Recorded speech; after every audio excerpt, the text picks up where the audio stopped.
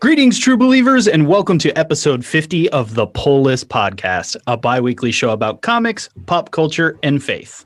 My name is Chris Poirier, and with me, as always, is the one and only Hector. How are we doing today, Hector? I'm sorry, you've reached movie phone. If you'd like to select which movie you're going to watch, please hit 1. Well, it's always good to know that Hector's here, but as some of you are going to get a treat, we're actually also doing video this week. We have a guest. So wait, there's more. And we are joined today with our wonderful special guest, Afua Richardson. So welcome to the podcast.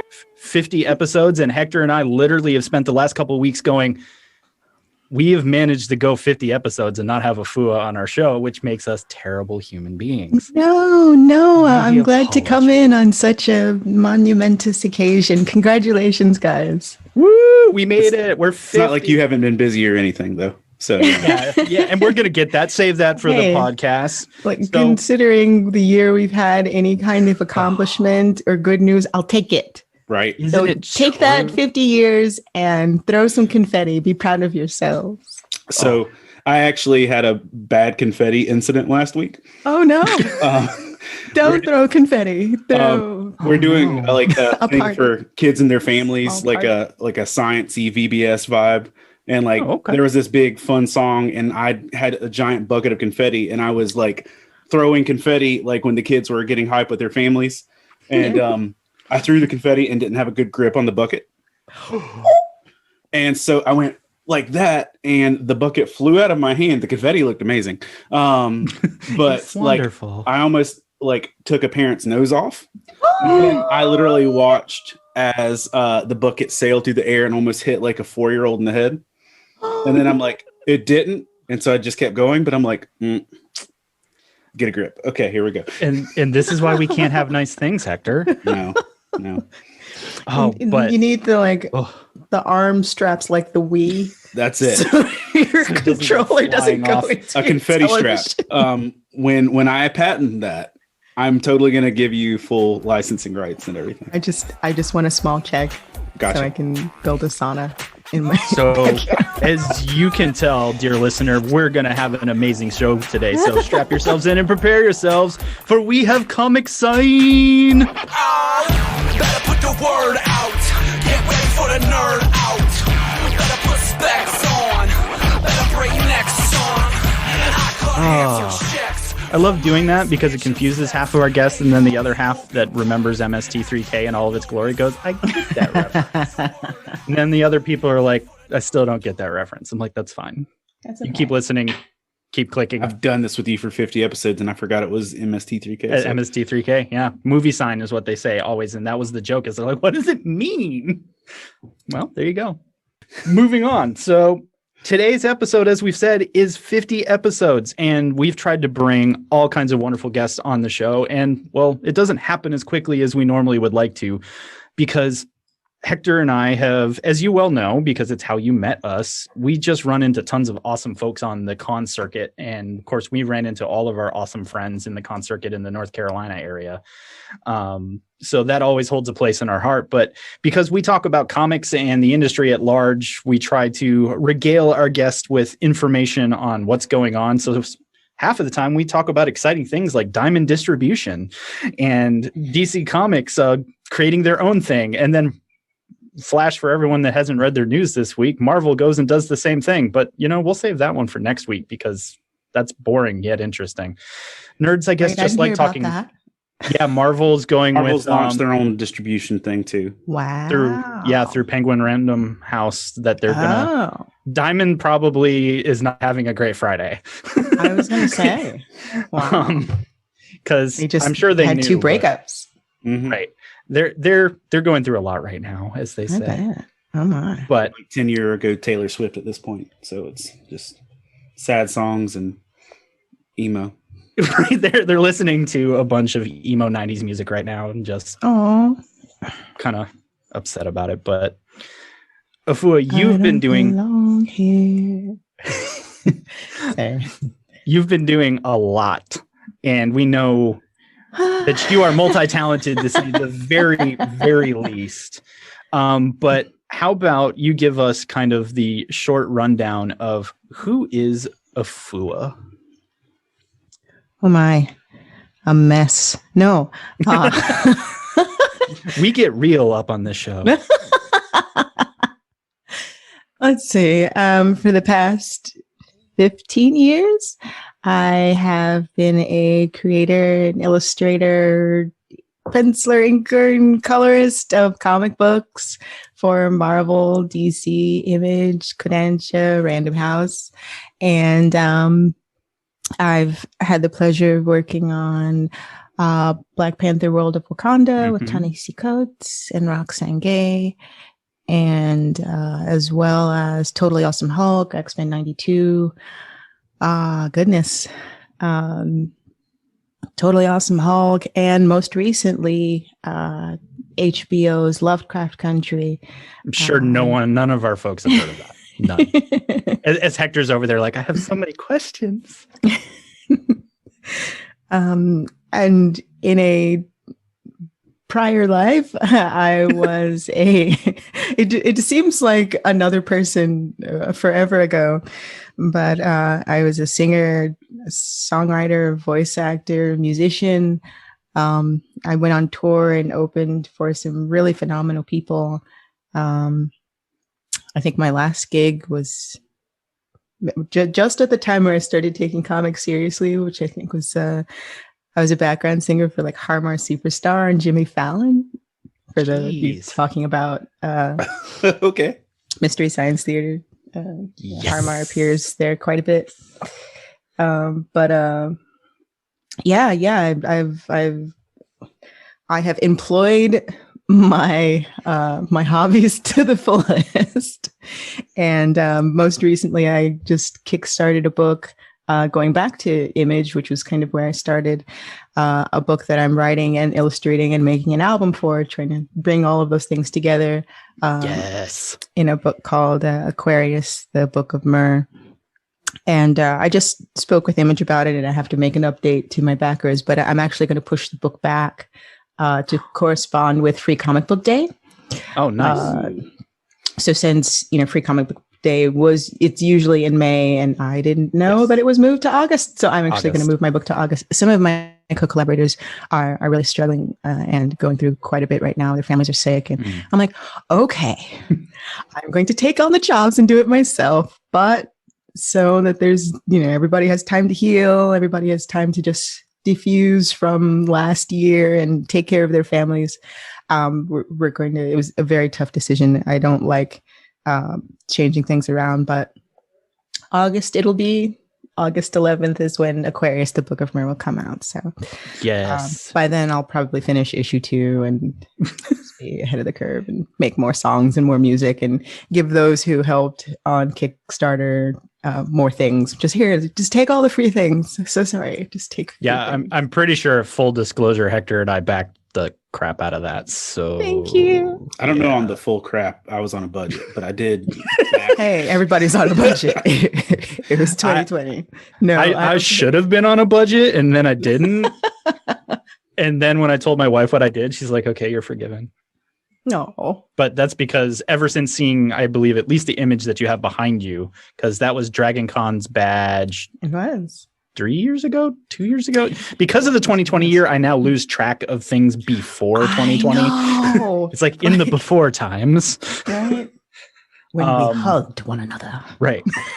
That I know that now when people do hug you, you don't know how to feel. It's just like, right? You're like, yeah, okay. Right. No, I'm fine with it. I keep my immune system very strong. So we're all excited for Book of Mer, because I know that's something that, from what I've gathered from speaking to you in the past, that's kind of been in your head for a while. So it definitely has. Maybe tell us a little more about the Book of Mer and kind of where that came from. Well, the Book of Mer in and of itself is a modern retelling of mermaid myths and legends from all over the world. So it'll be an ongoing series. It'll be a quarterly series since I'm doing so much for it. Nice. There'll be an audiobook and then music, and it'll be a double issue, 44 pages. And what I've decided to do was take these different myths and legends from all over, starting with American mythos and indigenous American mythos, and tie it in with real stories. Or not to say that they're not real stories, they're real, right, absolutely, for the people and their traditions and so on, but things that have happened either in my life or in people's lives who I've known, and giving the reason for the things that have happened to them a basis in mermaid stories. So there's so many different stories that you never really hear of outside of The Little Mermaid or sirens luring sailors to their watery graves. But it basically started with a question, or a couple of questions. One, where did the concept of mermaids even come from? And there are tons of mythical creatures out there, but these are very unusual because you don't see unicorns stamped into the side of Gothic cathedrals and churches and ancient reliefs and ancient Asian epitaphs and just you just don't you don't see them, but you do see mermaids and dragons and therianthropes and these half human, half watery creature beings all over the place.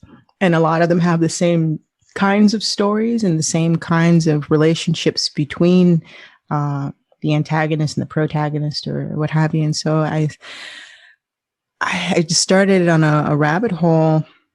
First, why do the Japanese collect koi? Why is it important to them? And are there only European mermaid stories? And that's okay if it is. Like a chupacabra is, they're Latino. Like you're not really going to see a chupacabra in a German story. That's okay. They might have another name for it, but seems legit. Yeah, if mermaids are something that are, just European, that's fine. Why? And so once I started digging, I realized that wasn't the case. And there are tons of Native American stories, and some that I'd never even heard of, like the origin of tobacco and marijuana being a sacred herb to the Blackfoot, and how it was given to them by the Beaver people. And I was just like, this is new. Go on. Right? Reading's fun. You learn things. Exactly. Or even something as late as 2014, a dam in Zimbabwe was being built, and the workers stopped working on the dam. They stopped receiving a paycheck. They said, no, we will not work because there is an Injuzu down in the dig site and they're not going. So of course the contractors were just like, okay, we will hire other people and we will interview them and first find out if they believe in Injuzu and then resume work on this dam. And after a day on the site, they come back and they're just like, look, I don't know what Injuzu is, but I believe in it now. So I'm not going back to work. And then they hire people who are white, who never even, they're like, do you believe in mermaids? They're like, what? No. What I believe in money. About? What's next? Exactly. They go down to the site and they're just like, look, I don't know what kind of wild animal is down there, but we're not going. So they had to call in the Minister of Water and come up with a magical solution. So I'm taking these stories that are kind of unusual and like unexplainable. Pompoko. Exactly. And tying them together with historical events, digging from, Civil War to feudal Japan. It's kind of going all over the place, but I'm having a really fun time digging up these stories and interviewing people who live in the places that I'm writing about, and having permission to tie their lives into these crazy myths and legends. Man, and then I'm making music for it. Yeah, I was going to say, and it's like, oh, by the way, and we're making music for it. So that piqued my interest. I was like, what led you, other than having that part of who you are, wanting to bring that expression forward made you, what's driving the musical influence of the project? Well, when I was younger, a lot of the books and stories that I had other media with it. So I had, back in the 80s, we remember the back when. Yeah. Back when I was a young whippersnapper. No, but when I was younger, I had lots of books that had either songs or they had accompanying audio and video or television shows which read the book to you. And I love those things. I started reading really, really young. Maybe 2 or 3 was when I started reading. And it was because of the media that I had that helped me visualize words and things like that. It was always just a part of my life, singing and making music. And I was a musician at 9, and I felt like in doing comics full time, I let that part of myself atrophy a bit. And a big part of Sirens and mermaid lore is the accompanying music. Like they sing and it's an entrancing thing. It's a part of their allure and the spell, and it doesn't always have to be nefarious. So I wanted to make music to tell another part of the story that couldn't be read or seen. But I wanted the story to be felt in another way. So in the beginning, my protagonist, Astara, she has a dream about being a mermaid. And it's a really weird dream. Like when I was a kid, I'd had really, really crazy dreams. I still have crazy dreams. I had a crazy dream last night that I was in a government building and I walk into this experiment. This is a young kid who every couple of feet he walks and he gets older, but he still has the mind of a child. And he suddenly realizes that he's a part of something terrible. And he starts harming all of the people on the floor. It was like a dozen people who were killed. And I was just like, no more fizzy water before bed. Okay. But some of my dreams are just very strange. And I would draw them and write them down. And so one dream that I had was about my great-grandfather, but my great-grandfather passed away when I was 1. So I'm not really sure how I remembered his face, but the dream that I had actually saved my life in real life. And I'll tell you how in the story, but music is something that I feel like I express my emotions a lot better through music than any other medium or craft or hobby or talent or skill that I have. And I just want to bring that part of me to my first creator owned in 15 years. Yes. So for the past, 15 years, I've been making other people's dreams made manifest. So now I'm literally making my dreams come true. Hopefully not all my dreams. That'd be terrible. Right. Pick and choose some of those. Yeah. Selective dreams. Now, do you have any plans to, because I've heard a couple of the things just musically you shared with me a little while ago. Do you have any plans on releasing the music aside from the book? Like, is it going to be something that people can stumble across on like Spotify and stuff, or? Yes, absolutely. I will be releasing it on Spotify and iTunes if I can. Definitely Spotify. And I've been reaching out to a couple of folks from Lovecraft Country to see if they can help me make some cool mermaidy prosthetics and maybe make a video. We'll see. That takes a lot of money and planning. But it is something that I'm working on. I've also got something else in the works.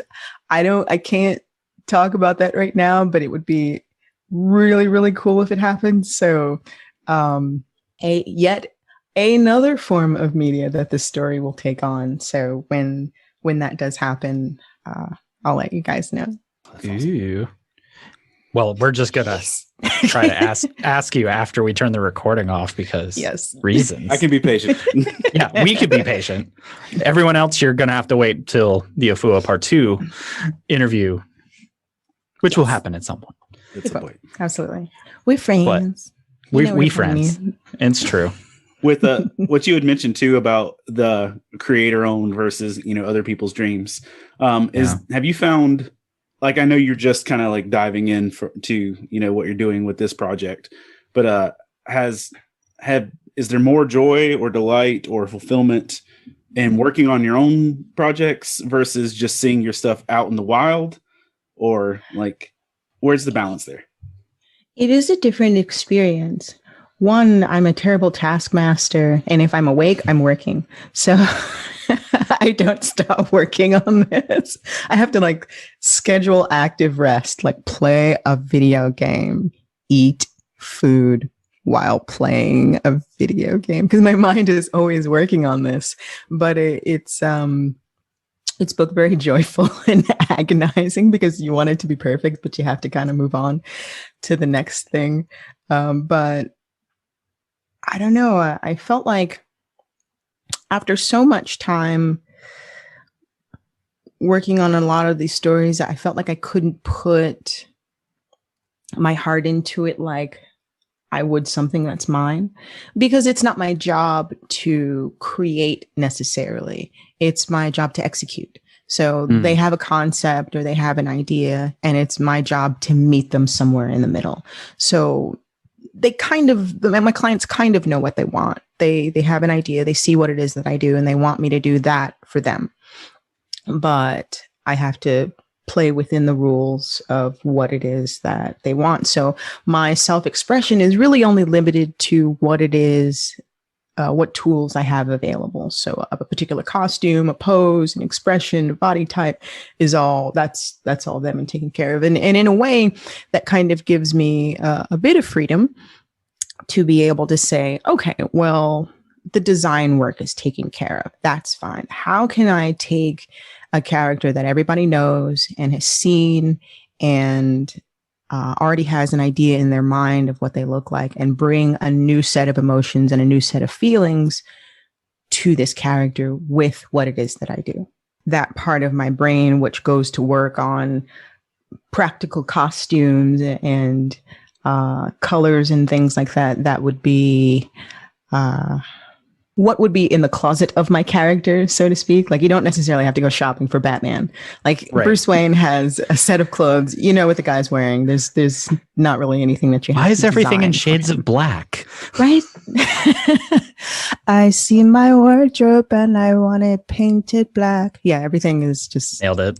It's just black. You might have a spot of white, just a little bit. Right. It's like, what's that for? He's like, that's for Labor Day. What? How awkward. Really? Bruce. I'm having a happy day. Like, there's no Hawaiian shirts in Bruce Wayne's closet. It's not happening. But with this, it's fun. I kind of get to go shopping for my character. I get to say, okay, well, I've been collecting these things for years, and actually collecting clothing to see, like, okay, will this work? Would someone be able to do what it is that this person does and be able to move around in this kind of weird harness contraption thing? No. So how can I take this apart and reassemble it and make it practical for what it is that they do, but also says, like, okay, when I look at this and I see their silhouette, I know exactly who they are, even if I have no details. So creating those things and sort of digging up that part of my mind has been great. It's been really enlivening. And I think, when I go back to freelance, if I do, it will maybe change how I feel about it a great deal. Like, I don't get to design any fun costumes from. Oh, but it's really interesting to me that the amount of research it sounds like you put in is a lot. And Absolutely. I know that every creative kind of has a different approach to how they do things. And I know that a lot of folks do do research, but I'm sitting here going, it's like your closet must be really insane right now because you're like, I'm testing stuff out. And I mean, Hector and I also know that you have a slight affinity towards cosplay as well, which means that it's like, where's the Venn diagram overlap of these two things? Or do you just have like 5 closets and that's the cosplay closet? That's the active project one. That's the one I think I actually go through to decide what I'm going to go out today in. Your Labor Day shirt. Yeah, your Labor Day shirt. See? I've actually been also gathering different pieces and thrift shop hunting for costumes to wear so that when the book comes out and there's a reasonable amount of social interaction again, right. I'll perform the songs live dressed in mermaidy attire, with my musicians. So I'm producing this album with a really fantastic team of folks. Mike Smith is on guitar, and he's the person who we've been sending tracks back and forth. And Paul Ritchie, who's a really fantastic musician and songwriter, and in a couple of different bands. And he's producing. And I'm working with a bass player named John Ferrara, who is just mind-blowingly good. Like if you've ever seen videos of Flea from the Red Hot Chili Peppers, like it's kind of like watching him. Okay. He's just, oh wow, tons of energy. He's so good. It's like my heart hurts. Like I'm just gonna put my bass down now because I'm like I get embarrassed to play when he's around. But thankfully, he's also my bass teacher. So yay! The first song is based on a song that he actually wrote. It was just this instrumental song called Pluto is a Planet. And I added lyrics and a cello arrangement for it. And we renamed it Pluto's Dream to, sort of correspond with the dream that the main character is having. And so when the book comes out, we will perform said song, and I will find all the mermaidy things to wear with it that I can, at least move around in. I don't think I can move around in a mermaid tail. I like sneakers. But why? We have a friend that is, I do. I don't know if she's in your bubble, Chris, but there's a friend in the Myrtle Beach region that does primarily mermaid cosplay. Cool. And she does it as a fundraiser awareness thing for dolphins and some other ocean themed things. That's super cool. But but in any con she does one day, she's always in mermaid. And so she's built a custom wheelchair that looks like, the kind of Little Mermaid rock type situation. Yeah. So that she can actually roll up with her tail out and like greet people and stuff like that. That's amazing. But it's a unique vibe to have. But your photo shoot you did just kind of prepping for all this, that was amazing. So thank you. I harassed my friends. They were kind enough to play dress up with me, and I went through my closet and put all of these different things together for some of the characters in stories like later down the line. Like I'm getting into the Saba Wailnu, which is a halfway person in Micmac, northeastern Canadian Native American mythos. And I'm also getting into the Caribbean La Sirène and La Baleine, the Siren and the Whale. It's part of an old children's song about a man who encounters a siren, like captures her, and she asks, like, will you let me go? Like if you take me back to shore, you'll probably have a large fortune. But my augmentation to the story is, she shows him the possibilities of all of what will happen to him if he takes her back to shore. Like he'll, encounter somebody, they'll hit him over the head, take her, and then, he'll have nothing, or he'll manage to go another way knowing that that's going to happen. And then open up this side attraction, make a lot of money, get robbed, and then all these kind of terrible things that will happen where he'll get wealthy, but then he'll lose it. Or she can give him this little pearl. And he's like, well, what'll happen if I take the pearl? Meh. You'll have to find out. And so that story kind of explores those sorts of possibilities. But there's a little song in Haitian Creole that's like La Siren, la baleine, chantant pour la mer, which means like my hat falls into the sea, which means I've fallen under the spell of the mermaid. So my main character is reading this storybook, and she's got her little headphones on, and she's being told this story of the mermaid and the whale. What up, nerd? Thank you for listening to this podcast from the Love Thy Nerd Podcast Network. We hope you're enjoying it. But hey, did you know that Love Thy Nerd airs almost all of its podcasts first on LTN Radio? That's right. LTN Radio is your home for the best Christian rock, rap, pop, and indie music. And it's also the place to go to hear Love Thy Nerd's content before it reaches the podcast feed. In addition to that, Love Thy Nerd creates a lot of content that's exclusive to LTN Radio that you're missing out on. So go check out ltnonair.com and listen for yourself. You can also download the Live 365 app on your smartphone and search and favorite LTN Radio, or enable the LTN Radio skill on your Echo devices and simply ask Alexa to play Love Thy Nerd. Now let's get you back to that podcast. And that might be the place where we need to transition a little bit into your most recent television work. Yes. That I'm also behind on, so I'm going to let Hector completely yeah, well, dude, I have to trade some of my TV watching time because my wonderful wife does have a gore limit. So there are certain shows, right? There are some shows that I have to rack and stack and be like, I'm going to knock these out this weekend, either because she's got something going on. I love my wife dearly. This is not me condemning her, but you're partaking in like spending time with her and some of the shows she wants to watch, and you know, we can't. And then there's other shows we look at, and she's like, I really, really want to enjoy this, but yeah. Aw. My wife works in the medical field, so she's like, bother her. Right. This is good. This is fine. She can't deal with phlegm, but she can look at an open body with, no problem. Yeah. Well, medical field folks, special brand of people. Props to you guys. Truth. So yeah, go for it. Let's talk Lovecraft Country. Let's talk Lovecraft Country. Were you aware of the book before you were approached with the project, or like? I wasn't actually. I started reading it when I was asked to participate.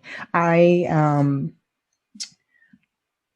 course, I've heard of H.P. Lovecraft, and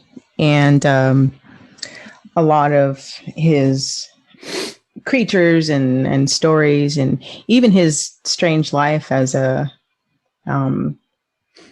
wasn't very successful as a writer. He'd always been sponsored, and he really is. He just kind of had a string of failures, and he was either sponsored by his mother or his current lover, and then, as many people are, his works weren't appreciated until after he died.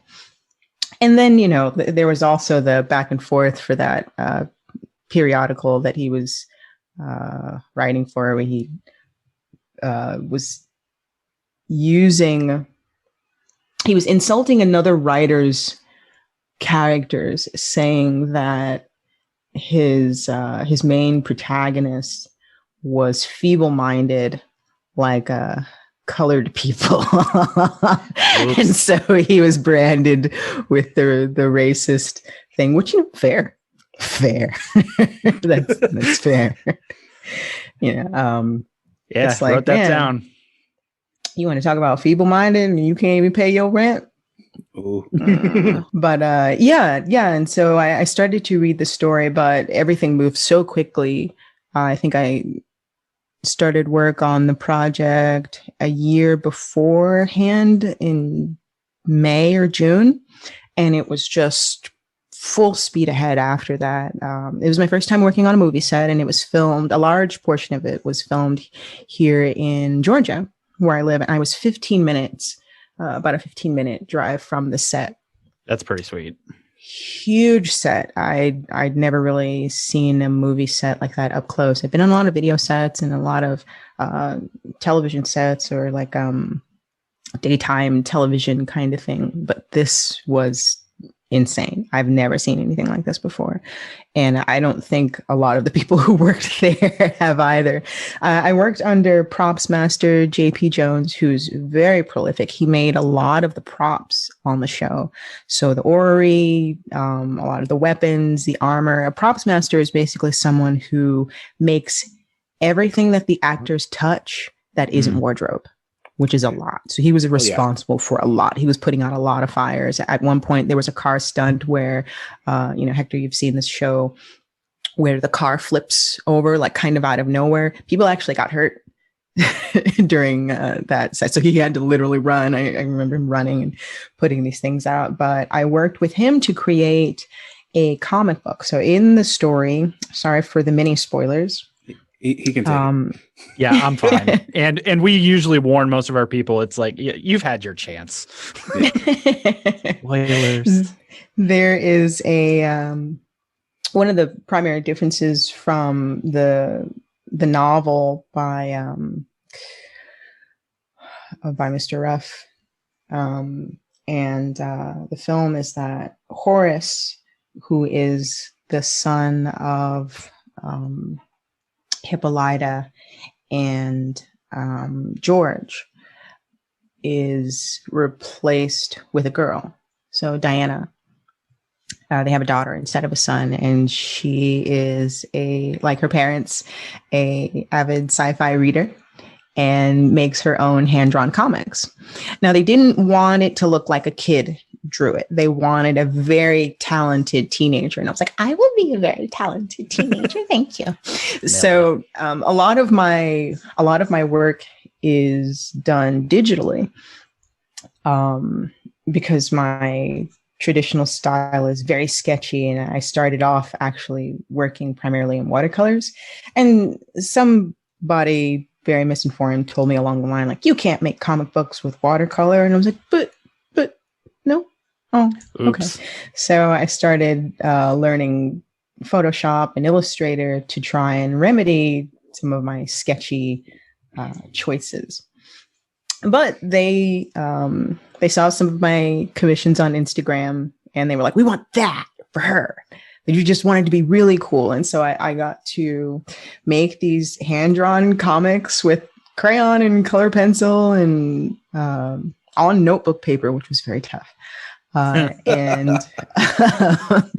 had to be, like a handmade, homemade. And it felt like I was a little kid all over again, making my own comics. And basically what she does is she sees what her parents do and she translates it into a story. So her father, George, makes a book called The Green Book, or this Safe Negro Travel Guide, which in the 1950s, there was a postman who lived in New York City in real life who saw the need for emerging Black middle class and motorist to find places in the Jim Crow segregated South that they could go that were safe and also wanted to serve brown folks. Mm-hmm. And then it's a very needed service, because if you go somewhere that you're not wanted, that could mean life or death. Right. And, needless friction, this helps avoid that. So George would go on these trips that were very dangerous.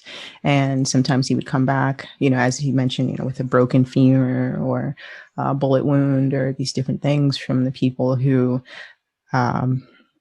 things changed from the last time he visited that diner. So he puts out this book and says, okay, these are the places, these are the updated places that you can go. You can find lodging, dinner, what have you, or you can shop here and it's fine. Her mother, on the other hand, is a burgeoning astronomer and is really, into the stars. And so as a comic book, she makes Arithia Blue, which is about a space traveler, her mother as a space adventurer, and her father as Panther Man, this guy who goes down into the jungle and gets information back to protect his people and families. So it was really cool to not only work on that, but also work with Jada Harris, the actress who plays Diana, and show her how to draw. She's such a quick study. She had to learn so much for this role. She had to learn how to ride a bike and draw and just do all these different things, but she picked it up really, really quickly, and it was fun. She's so sweet. Her and her mom.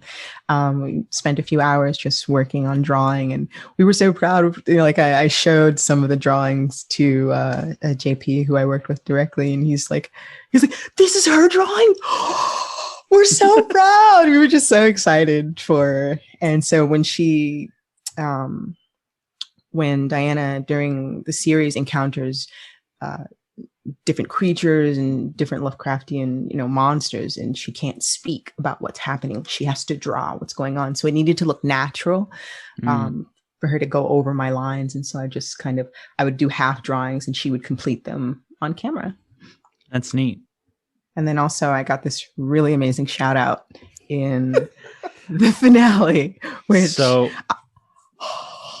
Hector needs to tell his story of that experience, because I've told Afua, but that's the thing. It's right. The entire, once I started seeing your art on screen, through the thing, I'm like, that's Afua.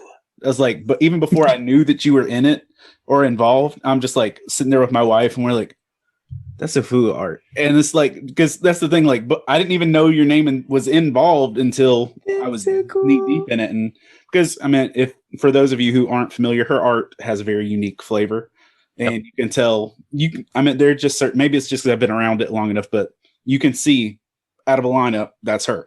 And so I started seeing your art present, and but then literally I was sitting here with my wife, and my kids, when I told them we were doing this, she's like, "Oh, is that the lady you yelled about?" And I'm like, "Yeah."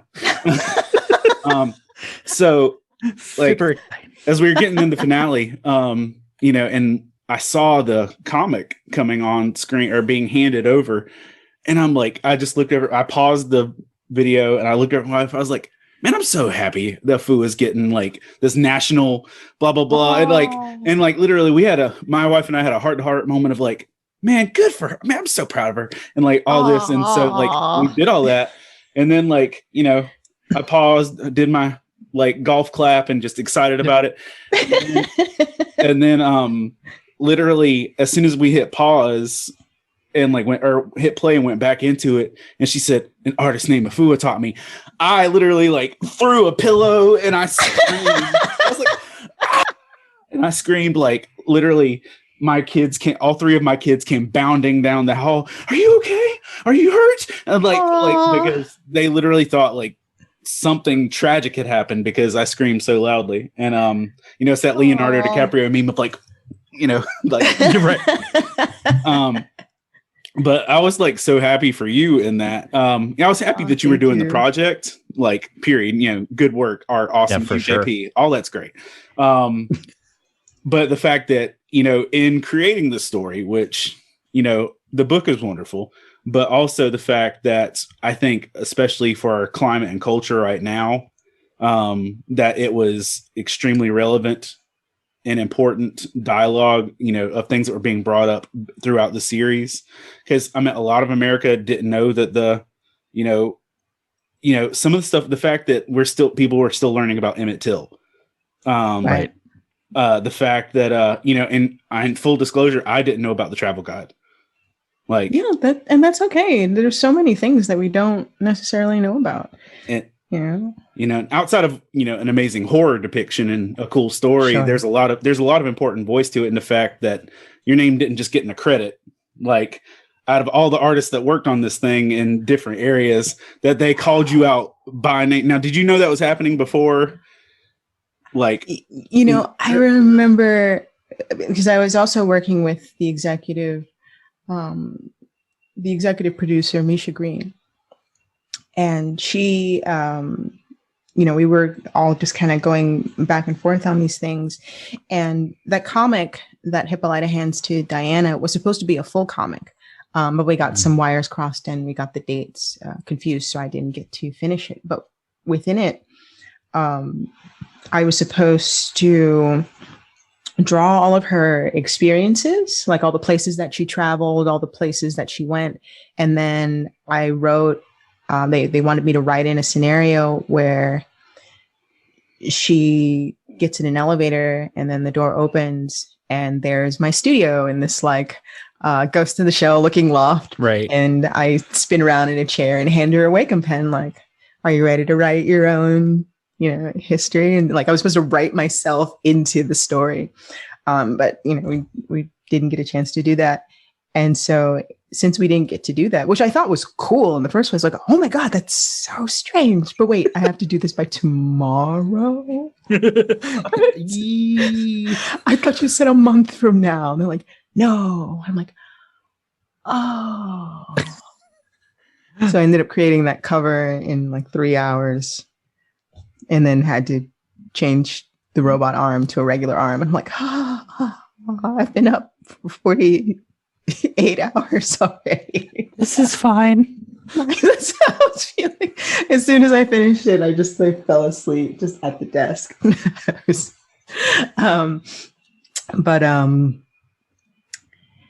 Yeah, and so when JP came back into the office and he was like, hey, so we decided on something really cool. And I was like, what? What is happening? What? more draw? Not right now. He's like, okay, so we're going to write you as an off-screen character. And I was like, huh? What is?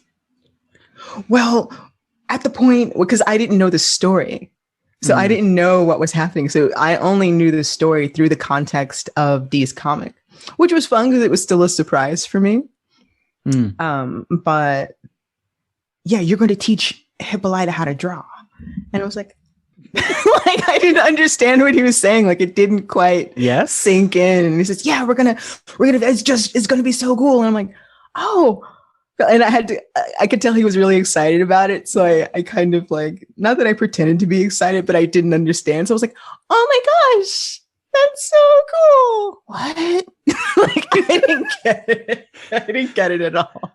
So a year later, when they send me the clip, because I didn't get to do the interior pages, I did them in post, and they like used the CG team to like graft the pages in that she opens up in the comic, which is amazing. I was like, you can do that? Well, I guess if you could do like crazy Lovecraftian monsters, you can just superimpose some comic pages. But then when I saw it and I heard it, I just started crying. I really did. I ugly cried. It was like, I just started crying because growing up, I grew up in New York, and my dad is from Tuscaloosa, Alabama, and there weren't a lot of opportunities for him.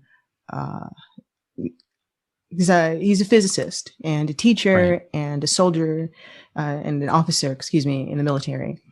There is a distinction. Do not make that mistake. He is an officer, retired. And I just remember him telling me, do art seriously, but don't seriously do art. There's no place for us in art, is what he would say. And it's not because he didn't believe in my abilities. It's because he didn't believe in the path. He didn't believe that I could be successful in a place that wouldn't necessarily see my worth because they saw my face first. And times have changed. Everything, it's not perfect, but things are changing, and we do have to acknowledge that, because it was to say that it's exactly like it was then, it is actually dishonoring what it is that someone like him had to go through.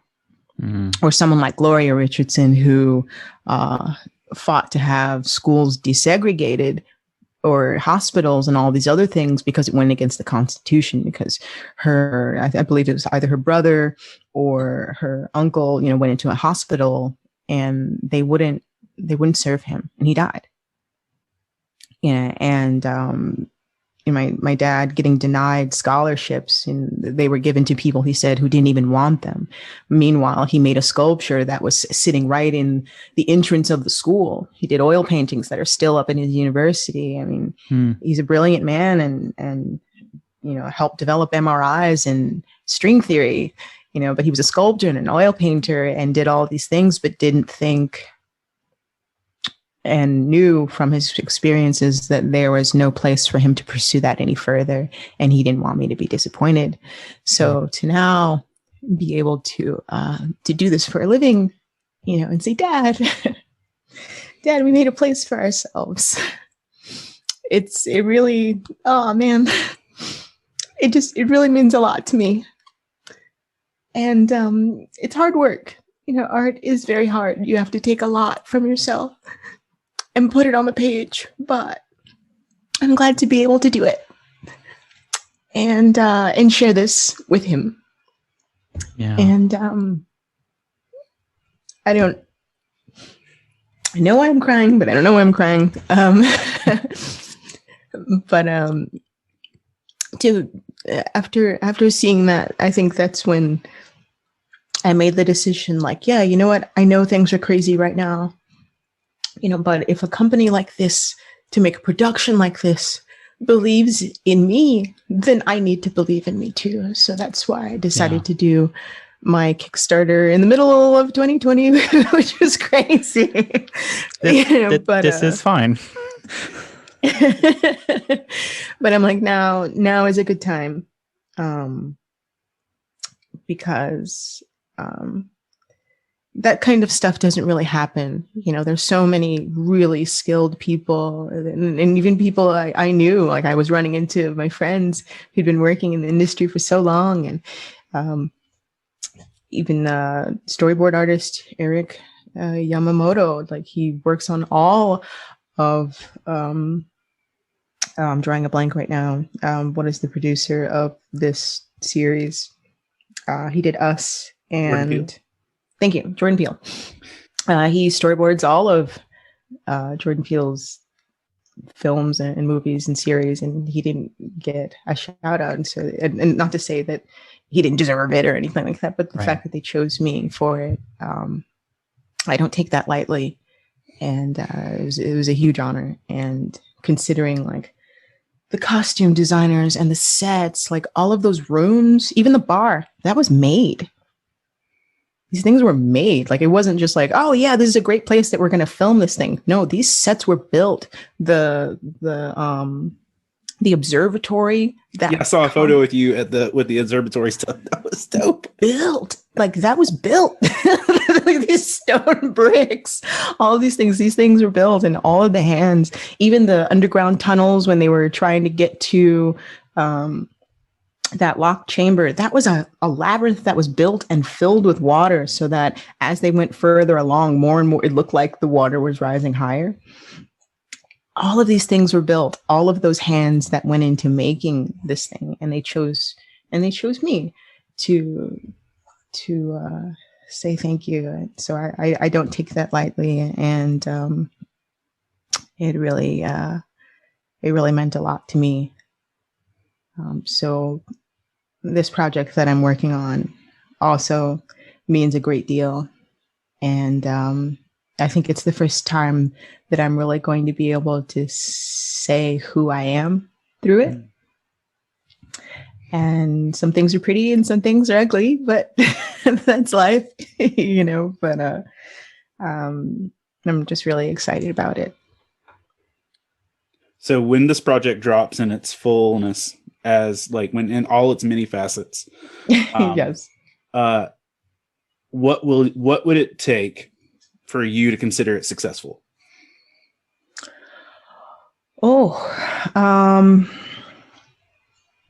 Gosh, I don't know.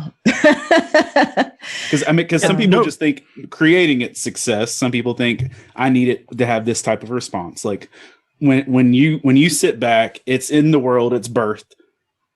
Like, at what point do you feel like this has succeeded? Well, it's always my objective to make someone feel what I hope they feel from it. But when people, I think if people start extracting new meaning from it, that's when I'll be like, all right. Like when it starts taking on a life of its own and people are extracting symbols that I didn't see, that I didn't even intend from it. I hope I can build a world that is thought and emotionally invoking, that people can see themselves in a bunch of different characters. At first, it's going to be a little weird, because whenever you're getting into a dream sequence, it's always weird. It's like, what? But then as the episodes and issues go on, and you start to get to know the characters and their personality and their objectives and dreams and wants and some of the challenges and the things that they have to change about themselves in order to be who they need to be to move not only the story forward, but them as individuals forward, that it'll resonate with other people. And I know when it comes to music, everybody has a different style and so on. I was like, but I hope they like the songs too. So I don't know. I mean, if people buy it and they want more of it and they let me know, I guess that's a success. Yeah. We want more of the things. Like, okay. Hey everyone, I'm Radio Matt from the Back Row Morning Show, and I've got your 5 random facts. Cruise ships have morgues that can store up to 10 bodies at once. The average amount of people that die on cruise ships per year is 200. Sorry, Mo. Small as they may be, ladybugs have a unique smell that humans are incredibly sensitive to. During World War II, a U.S. naval destroyer won a battle against a Japanese submarine by throwing potatoes at them. The Japanese thought they were grenades. A man with severe OCD and a phobia of germs attempted to commit suicide with a gun to his head. Instead of killing him, the bullet eliminated his mental illness without any other damage. And lastly, vanilla flavoring is sometimes made with the urine of beavers. For more facts and other hilarious nonsense, join me and Mo for the Back Row Morning Show at 7 a.m. and again at 9 a.m. Eastern every Monday through Thursday, right here on LTN Radio. As we kind of come to a close here, I think there's 2 things that we would like to know. And the last one obviously is going to be all of the either the cool places we can find you or things that you can tell us about. But I think the one thing, given where our conversation has kind of ended up, that I'd be curious is, what advice do you have for those that are starting out? Because your journey, as we've talked over the last hour, and from, again, multi-talented, of music to writing to the artwork, and then creative influence and screen now, with the overlapping of them. And so, yeah, what's your advice to those that are faced with that kind of conversation with mom and dad of, I think I have this artistic ability? One, you have to find your community, because your parents are going to want an easier time for you. And the path of the artist is not an easy one, because you can go to school and you can learn how to draw. And there are a lot of different kinds of jobs in drawing. Learn what those are. Because you can just say, oh, well, I want to do animation. Learn what those jobs are, because it's not just drawing characters, it's drawing environments. You have to know what your craft is, and you have to research it a great deal. But you also need to push yourself, because there are a lot of different artists out there. And if you're going to get a job, you're going to have to challenge yourself. There are going to be things that you draw well, because you wouldn't be doing this if you didn't do something well. And yes, you're not the best. It's okay. You can be patient with yourself. It's not going to look exactly like someone who's been doing it for 20 years, obviously. So don't do that. Don't say like, oh, well, I'm nothing because I'm not this amazing person. That's kind of like saying like, okay, I'm going to start gymnastics today, but I'm not like this Olympic champion. So like, get started. You're going to have to train, and you're going to have to lean on the things that are not easy. So start drawing hands and feet already. It's okay. and find teachers out there. Like, go online, get these tutorials, get started, draw the things that you like and the things that are not easy for you, because you're not going to get any better at them until you get started. Carry a sketchbook around with you everywhere, because drawing digitally and drawing traditionally are important. Drawing traditionally, for those artists who are primarily digital, it helps you understand depth.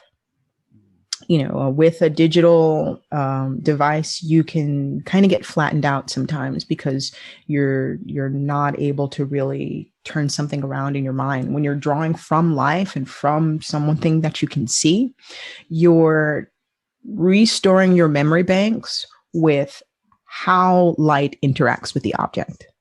So study light, study dimension, and how to represent that in your work.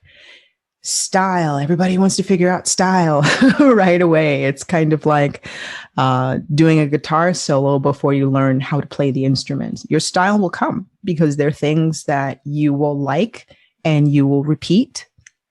And that's going to be your style. It'll just develop through time, especially if you observe other artists and say, okay, this is what I like about their work, and I want to incorporate that into mine. I just need to know how they do it and what of it, not to draw exactly like them, but to say, what is it about their style? Can I define what it is? And once you start defining those things, you can start saying like, okay, well, I want this kind of line weight. I want these kinds of details. I want to be able to say like, okay, when I go to draw figures, they're dynamic, and what does that mean? And also, getting a job and getting seen, building a portfolio, those things are absolutely important, because your online face of art is how people judge you.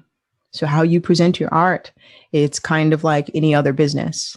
The body of work that you have represents what it is that you can do. So figure out how long it takes for you to get to a finished project. You're a contractor. This is how long it takes to build this building. And you're probably not going to be able to charge the amount that you want at first, but that's okay. Your body of work will build over time, and you'll be able to say, okay, my experience is now saying like, I know what I'm doing. And so I'm asking for this amount because of the time that I've put in previously and the time that I'll save you if you decide to work with me. But ask other people. Like, I have a group on Facebook called Dr. Fu's Lab for beginning artists and even existing professionals, where they can just post and get used to posting their work and practicing and getting more things out, but also questions. And we have like group chats and things like that, because knowing what to charge and knowing how to ask clients for those right questions that say, okay, this is, how do I know what to charge if I don't know what the job is and when you need it, and so on. So getting people comfortable with being okay with charging for their artwork is something that is very important, because your internet and paper and the programs that you pay for every month, those things cost money. And undercharging yourself means that you are essentially paying someone else for the pleasure of doing artwork. That's not going to work. Like, it's that's okay. Not how that's supposed to work. No. Like, if you go to a restaurant and you really enjoy the food, and this is the cost and this is the profit, it's okay to make a profit, not just the bare minimum of what you need to get by. It's okay. So I like to help artists get past that hurdle, because I've had other artists help me. I'm a completely self-taught artist, and people like David Mack or Brian Stelfreeze and Neil Adams, they were very kind in helping me understand the business aspect of art. And so I like to pass those things on to other people, because the more people can successfully make art, the less heartache, the easier it is for people to express themselves. And it makes me happy. people making what it is they want to make makes me happy. They may conform Voltron and then save the universe. We're gonna do it. Yeah, I will share the group's link in the show notes for folks, because I know I've seen a lot of those conversations, and I have zero artistic ability, but I'm there because I was like, I love you all and I want to be supportive, and I'm like, good. And there's so many. Yeah, I'll submit my stick figures later. It'll be good. There's so many jobs in art that are not just artists. There are lawyers, there are editors, there are copy editors, there are writers, there's graphic designers. And it's not to say that that's not art, but that's a very different aspect of illustration. Those things are all needed. And lawyers, these different aspects of creating work and creating independent properties, it's really important that people have support outside of just being able to draw noses and heads from different angles. So just before we go, what is the thing that you are most excited for next? Besides the Book of Mer, obviously. Besides the Book of Mer. That you can legally talk about. Details. Speaking of lawyers. Besides the Book of Mer, what am I excited about? That's even hard to think about. I'm so narrowly focused at the moment. Okay, maybe it should be fair to say that it is the Book of Mer. It is the Book of Mer. It is the Book of Mer. I am. I'm just looking forward to the summer. Can I just have warm weather all the time, please? I'm looking forward to just going outside and seeing my friends. Yes. Conventions resuming, just outdoor people times. That is what I am looking forward to. I think Hector and I fully agree, as this is literally like basically the overdue conversation that we needed to have on a con floor like at least 6 months ago. Yes. Or like after a con. Right. True. I'm looking forward to karaoke. Oh, there's so many things. But Afua, we do love you dearly.